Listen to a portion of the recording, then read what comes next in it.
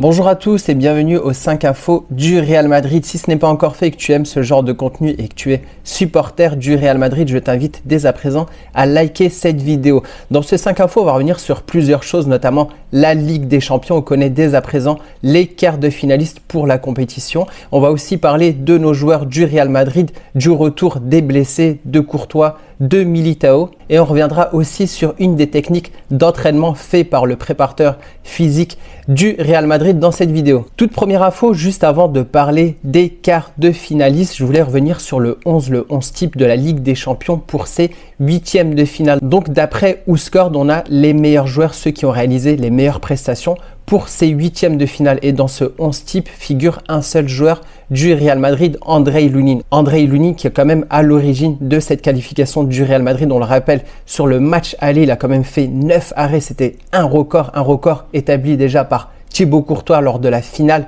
de Ligue des Champions contre Liverpool. Donc c'est l'unique joueur du Real Madrid. Dans le reste de l'effectif, on retrouve en majorité des joueurs du Barça. On retrouve Lewandowski, Gundogan, Cancelo qui a été aussi à l'origine de cette qualification contre le Napoli. Ensuite, les équipes les plus représentées sont le PSG avec Beraldo et Kylian Mbappé. D'ailleurs, Kylian Mbappé qui sera un futur joueur du Real Madrid. Ensuite, on a le Bayern de Munich représenté par Harry Kane et Leroy Sané. En défense, on retrouve encore une équipe allemande, le Borussia de Dortmund avec Hummels. Et pour finir ce 11, on retrouve deux joueurs qui ne se sont pas qualifiés, qui ont quand même pas mal contribué dans leur équipe. Donc on a Orban, joueur du Leipzig, et Barella pour l'Inter de Milan. Je ne sais pas ce que vous en pensez, vous, le fait de retrouver plusieurs joueurs du Barça, un seul joueur du Real Madrid, Lunin. D'ailleurs, je suis vachement étonné qu'il n'y a aucun joueur de City. Bon, j'ai pas vraiment suivi les rencontres entre City et Copenhague, mais je pense que on aurait pu voir quand même certains joueurs de City. Pour ceux qui regardent toutes les rencontres, n'hésitez pas à me dire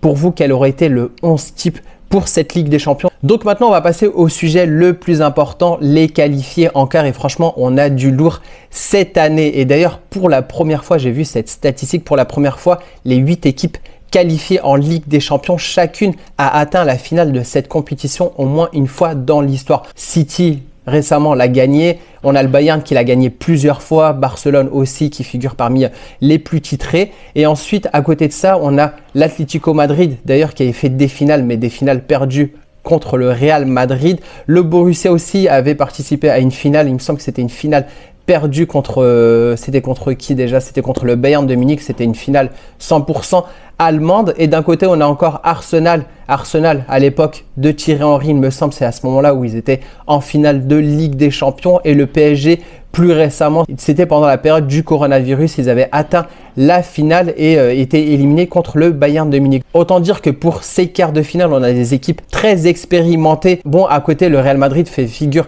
d'exception parce qu'à côté, on a 14 titres de Ligue des Champions remportés par le Real Madrid. Au total, si on combine toutes les équipes, ça fait 13 Ligue des Champions, 6 pour le Bayern de Munich, 5 pour le Barça, 1 pour City et 1 pour Dortmund. Même avec ces quarts de finale où on retrouve des équipes très expérimentées, le Real Madrid au total a plus de titres que toutes ces équipes combinées. Donc je voulais juste revenir aussi sur une statistique. D'ailleurs, j'ai pas la source, je suis désolé. J'ai retrouvé ça sur internet et je voulais en discuter avec vous. C'est la probabilité de remporter cette Ligue des Champions à travers ces 8 équipes. Donc en favori, on retrouve City. Pour moi, c'est l'équipe vraiment favorite. Ils ont vraiment un effectif très étoffé. Ils peuvent former 2 équipes avec les 22 joueurs à City. Donc au total, d'après cette statistique, City a 32% de remporter cette Ligue des Champions. Ensuite, juste en dessous, on a le Real Madrid à 16,8%. En troisième position, on a Arsenal à 13%, puis le PSG, puis le Bayern de Munich. Ensuite, on a le Borussia. Et en dernière place, on retrouve les 2 équipes espagnoles, Barcelone et l'Atlético. Je ne sais pas ce que vous pensez de cette statistique, mais franchement, je pense que City et le Real font quand même partie des favoris. Je mettrai quand même le Bayern un peu plus haut. Je descendrai un peu Arsenal. Et pour moi, il faudra quand même aussi se méfier un peu de l'Atlético Madrid.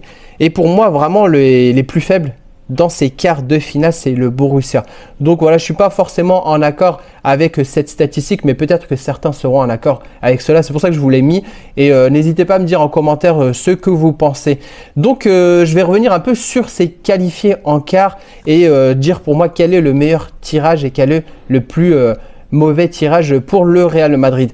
Donc je sais que dans les commentaires, certains diront oui, le Real, on peut prendre n'importe quelle équipe, on est le Real Madrid quand même, on a remporté 14 titres. Si on veut aller loin, je sais que l'équipe n'est pas forcément la meilleure. À côté, c'est vraiment City. J'ai pas envie de rencontrer City en aller-retour. Je vais vous dire pourquoi j'ai pas envie de rencontrer City. Parce que pour moi, le plus faible, c'est le Borussia Dortmund. Parce qu'un côté, si jamais on a un Barça Dortmund, par exemple, Barça a beaucoup de chances de se qualifier contre Dortmund.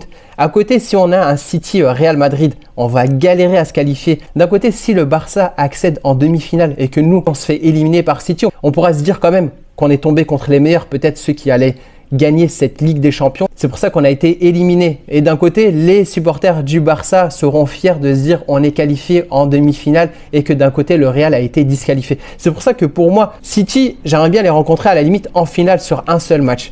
Et pour moi, vraiment, les équipes les plus abordables, comme je vous l'ai dit, c'est le Borussia.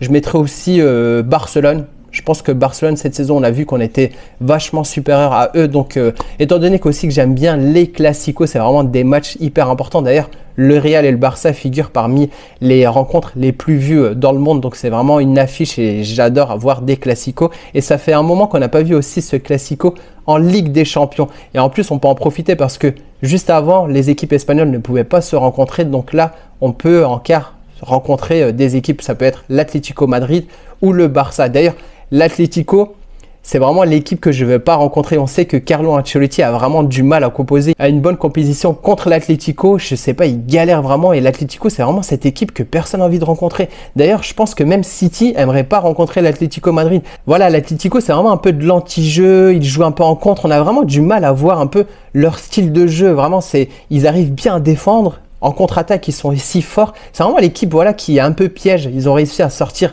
l'Inter de Milan qui était quand même parmi les favoris dans cette compétition. Donc vraiment, moi, l'Atlético, c'est vraiment une équipe que je n'ai pas envie de rencontrer. Donc pour moi, City, Atlético et le Bayern, je dirais vraiment c'est le plus lourd. Après, à côté, les trucs les plus abordables, je dirais ouais, Borussia, Barcelone, Arsenal, j'aimerais bien parce que de mémoire, j'ai jamais vu un Real Arsenal. Peut-être que par le passé, il y a eu ce match-là, mais dans ma mémoire, j'ai pas vu de Real Arsenal. Donc j'aimerais bien voir cette rencontre, une rencontre un peu exceptionnelle.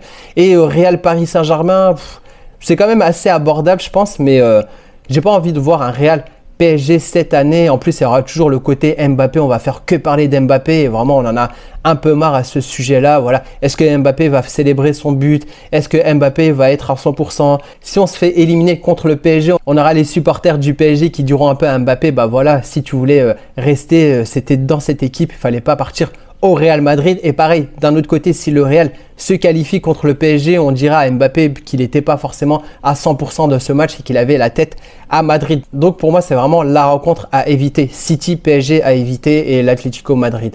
Donc le tirage au sort aura bientôt lieu. Ça sera à midi, il me semble, heure française. Et d'ailleurs, je crois que le tirage au sort sera en Suisse. Donc voilà, on suivra ça attentivement. N'hésitez pas à me dire en commentaire pour vous quel est le meilleur et le pire tirage pour le Real Madrid. Troisième news, je voulais vous parler de l'entraînement du Real Madrid. Ils ont réalisé des tests à haute intensité. Comme on peut le voir sur ces images, les joueurs du Real Madrid ont enfilé des masques pendant l'entraînement supervisé par le préparateur physique Antonio Pintus. Donc déjà, bon signe. On peut voir sur ces images qu'il y a Eder Militao qui a fait partie de cet entraînement à haute intensité. Donc on apprend d'après les médias que ce genre d'entraînement a lieu 2 fois par an. Donc à quoi consiste cet entraînement? Il s'agit en fait de mesurer la condition physique, de voir un peu l'état des poumons, voir l'état de fatigue des joueurs. Donc comme je vous le disais, c'est des séances à haute intensité. Autant dire que les joueurs détestent un peu ces entraînements-là. Donc ensuite, tout cela est traité par un système informatique pour traiter un peu ces résultats. Un peu pour résumer, c'est un peu comme ce qu'on a dans les montres Garmin pour un peu évaluer la VO2, c'est-à-dire le volume maximal d'oxygène dont les joueurs sont capables et voir un peu leurs limites. Donc vous allez me dire pourquoi ces tests sont réalisés 2 fois par an. Je pense qu'au début d'année, c'est vraiment réalisé pour voir un peu l'état de forme des joueurs. Surtout qu'en début d'année, on va dire, on a des matchs super importants. Dès le début de l'année aussi avec le début de la Ligue des Champions. Et là, on va dire, c'est l'un des moments clé de la saison, c'est-à-dire c'est là où on enchaîne pas mal de matchs en Liga, des matchs super importants. D'ailleurs, il y aura bientôt un Classico, il y aura bientôt les quarts de finale. Donc, autant être au courant de l'état de forme, de l'état de fatigue de nos joueurs dans cette fin de saison. Quatrième info, comme je vous l'ai dit, dans l'introduction, on a eu des nouvelles de nos blessés. Comme vous avez pu le voir lors de la troisième info, Eder Militao a participé à cet entraînement à haute intensité. Il a même posté sur les réseaux « Happy to be back Real Madrid ». Donc voilà, il sera prochainement disponible, tout comme Thibaut Courtois qu'on a pu voir aussi assister lors de l'entraînement collectif. C'est vraiment des belles images, on a hâte de les voir prochainement. Et d'après les médias espagnols, Thibaut Courtois et Eder Militao seront prêts pour les quarts de finale de Ligue des Champions qui auront lieu début avril, il me semble le 8 ou le 9 avril. De mon côté, c'est vraiment sur le secteur défensif. J'ai vraiment hâte que Militao revienne parce qu'on a pu le voir, Lunin fait partie vraiment de ce 11 type. En Ligue des Champions, on sait qu'il fait du bien, il a fait pas mal d'arrêts. Pour moi, c'est pas forcément là où il y a urgence au niveau du poste du gardien. Pour moi, Lunin fait l'affaire. Donc, même si Thibaut Courtois n'était pas forcément opérationnel, je pense que ça aurait suffi. Bon, on ne sait pas aussi sur qui on va tomber en Ligue des Champions. Si jamais on tombe contre City, je pense qu'il faudrait peut-être avoir Thibaut Courtois qui a plus cette expérience et qui est nettement meilleur que Lunin. Mais au niveau défensif, Nacho fait souvent des erreurs, qu'il n'a pas forcément le niveau parfois. David Alaba, c'est une fin de saison pour lui. Donc, j'ai pas envie de revoir du bricolage fait par Carlo Ancelotti, c'est-à-dire mettre Tchouaméni ou encore mettre Carvajal dans ce poste de défenseur central. J'ai vraiment envie de retrouver cette défense centrale avec Rudiger et Militao et je pense que ça va faire du bien à l'effectif. En sachant que le prochain match, c'est ce week-end, Osasuna-Real Madrid, un déplacement du Real Madrid à Osasuna. Ensuite, on aura la trêve internationale. Autant dire que les joueurs, que ce soit Courtois, Militao, ceux qui sont blessés, auront du temps pour mieux récupérer. À la suite de ça, on aura un match assez important, c'est-à-dire l'Athletic Bilbao qui vient à Bernabéu le 31 mars. Juste après ce match-là, on aura le premier quart de Ligue des Champions. À l'heure où je tourne cette vidéo, on ne sait pas encore notre adversaire et juste après ce match, on a un match contre Mallorca-Real Madrid. Donc, il se peut que Thibaut Courtois et Eder Militao soient sur la feuille de match parce qu'ils étaient enregistrés par le Real Madrid en Ligue des Champions. Donc, ils pourraient figurer sur ce premier match de quart de finale. Je ne sais pas s'ils joueront. D'ailleurs, on fera quand même un 5 info où je vous donnerai des nouvelles sur ces prochaines rencontres. Mais il y a de fortes chances que contre Mallorca, Militao ou Courtois soient disponibles. Donc voilà, en tout cas, c'est bon signe et ça fait vraiment du bien de retrouver nos joueurs cadres du Real Madrid. Dernière nouvelle, je voulais juste vous montrer une image de l'écusson du Real Madrid. Les travaux du stade Bernabéu arrivent à leur fin. Donc voilà, on a l'écusson, c'est un peu comme l'étoile qu'on met un peu dans le sapin, vraiment au dernier moment. L'écusson du Real Madrid qui est en train d'être installé sur le nouveau Santiago Bernabéu. Ça va venir embellir cette façade extérieure qu'on voit souvent d'ailleurs sur les plans juste avant match. Donc pour le prochain match à Bernabéu, ce ne sera pas le prochain match parce qu'on se déplacera à Osasuna. Donc pour le prochain match à Bernabéu, c'est-à-dire le prochain match juste après la trêve internationale contre l'Athletic Bilbao, on devrait retrouver cet écusson du Real Madrid pour embellir cette façade extérieure. Donc c'est tout pour ce 5 infos. Si tu as regardé jusqu'au bout, c'est que tu aimes ce genre de contenu, donc je t'invite à t'abonner. On a dépassé il n'y a pas longtemps le cap des 3000 abonnés. Merci à ceux qui se sont abonnés. Si ce n'est pas encore fait, je t'invite à liker et on se retrouvera pour une prochaine vidéo pour faire l'avant-match du match entre Osasuna et le Real Madrid. Sur ce, je vous dis à bientôt. Ciao!